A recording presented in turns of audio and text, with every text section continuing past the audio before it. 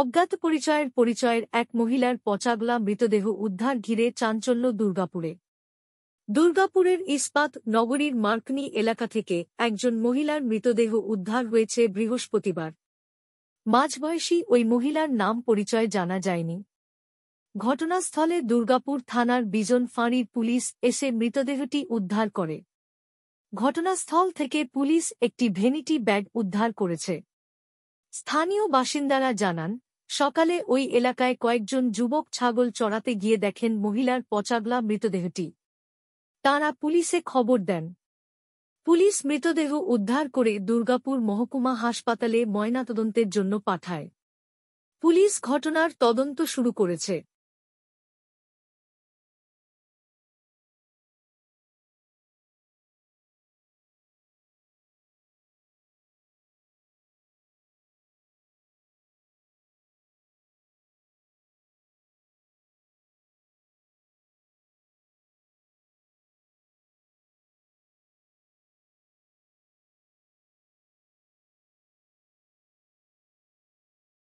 কি দেখলেন, কি ঘটেছিল এখানে? দেখলাম এখানে এসে দেখলাম একটা বডি পড়েছিল, সেটা মোটামুটি যেটুকু অনুসন্ধান সময় বললো যে 42-এর মতো বয়স হবে।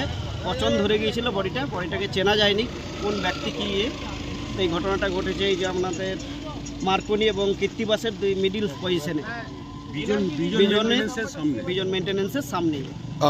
এখানে স্থানীয় বলে কিছু মনে হলো না, এখনো চেনা যায়নি তো, বডি তো চেনা যায়নি। বডিতে কি পচন ধরে গেছিল? হ্যাঁ, পচন ধরে গিয়েছিল, পুরো পচন ধরে গিয়েছিল বডি। কি নাম আপনার? আমার নাম ছোটন মণ্ডল।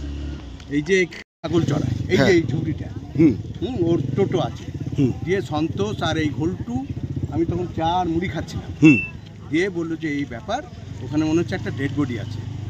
তা যাই হোক, গিয়ে এবার আমরা সবাই না বললে তো জিনিসটা রিকভারি হবে না, তবে 100% ডেড বডি।